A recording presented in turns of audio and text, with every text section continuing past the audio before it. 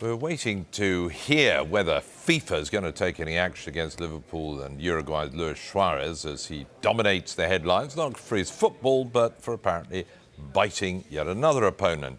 It's something he's done before, so what makes someone behave like this on a pitch? Let's get the thoughts of Sylvester, who's a sports psychologist, works with footballers and joins me from our central London studio. Mr. Sylvester, a curious case and seemingly not the first time Mr. Suarez has set about an opponent like this on the field of play. What goes through your mind when you hear about such things? Well, an enormous level of stress, a catastrophic level of stress. So Suarez here clearly it's led to destructive behaviours because of the enormity of what he's in. At the World Cup, having the adrenaline rush, having to get his team through, being the star player, and trying to have the performance on the one hand with his background on the other hand, and the whole mix just leads to that level of counterproductive behaviour. But a lot of sports people would probably express that tension, that stress in some way or another, lashing out with hands or kicking an opponent or whatever, or verbally abusing them. But the use of teeth to bite an opponent seems pretty feral, doesn't it? Yeah, absolutely. We heard Brendan Rodgers, his Liverpool manager, speak about his background and the fact that he needed to survive. So this is someone who has grown up where perhaps having destructive behaviours, showing your rage, your anger through violence is normal. But everybody talks about him being, a nice, decent lad, a family man, rather polite and sort of relatively retiring off the field, and yet he changes, this metamorphosis from off the park and onto the park. How's that explained? Well, I think you've got to look at the culture of football. We have a game that the world is watching, and the enormity of that spectacle means the win-at-all-cost attitude that players play with means that the winning is the only thing. So they push and push and push to the edge, and that means they have no room for losing. So they have to win. So when you get to that point of emotional burden where winning is your only option, you have no alternative to seek other things to do in order to win. And now if you look at the context of this match, it was in the 79th minute and it was 0-0, and the teams, Uruguay would look like they were going out. So there was an absolute need from Suarez to showcase his skill. He's the best player in the team. He's the one that's going to take the country into the next round. All of a sudden, it's 0-0 in the 79th minute, and he's reacting to the build-up of frustration.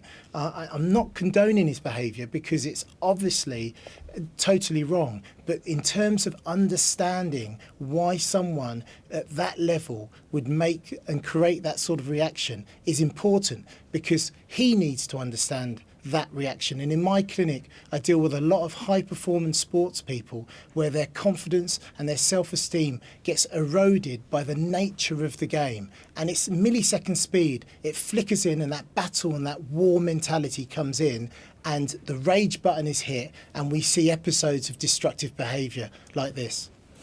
But he's the one person to have done something like this amongst the several hundred players involved in the teams of the World Cup. So it's hard to imagine that there's only just one of them who reacts in such a way. Is it presumably he needs some treatment, doesn't he? Here? Yeah, he needs, and this might anger a lot of people because he's a serial offender.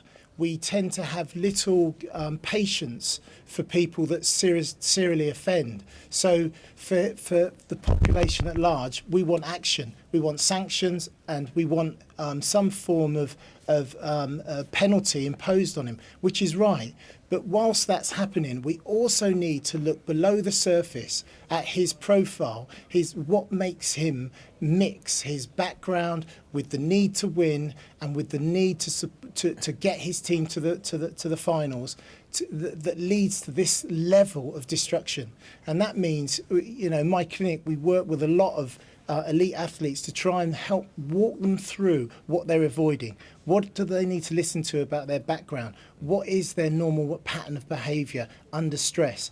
how can they make better choices when the intensity of high-performing sport pushes them into wanting to achieve more and go beyond the realms of normality. On a personal note, you're a big Liverpool fan. I mean, how are you going to deal with this? Do you still want him in your side? Yeah, well, it's a difficult one. I'd want him in my side if he could get the support and the help, and he could, make a statement. Regardless of what FIFA does, I think the Uruguayan Association should come out and make a statement that's truthful and transparent about what's really happened here, so that the world can see this is a man who is sorry for his actions, because we can't have our children watching such destructive behaviour. He needs to be a role model for Liverpool. It saddened me with the racism incident with Evra.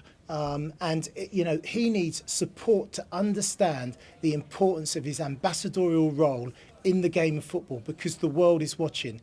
And what we need to do as professional psychologists is get round him and find a way for him to really look in the mirror, listen to his responses under stress, work out where they're from so that he can link them all up, find out a better solution so that he can self-correct when he's under the intensity of the microscope of trying to produce the result that the club or the country wants.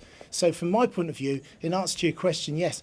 I mean, if he can get help and therapy and improved, and he can be open and be willing to commit to change, because he's done this 3 times now, and every time it's been at a critical moment in the context of the match situation.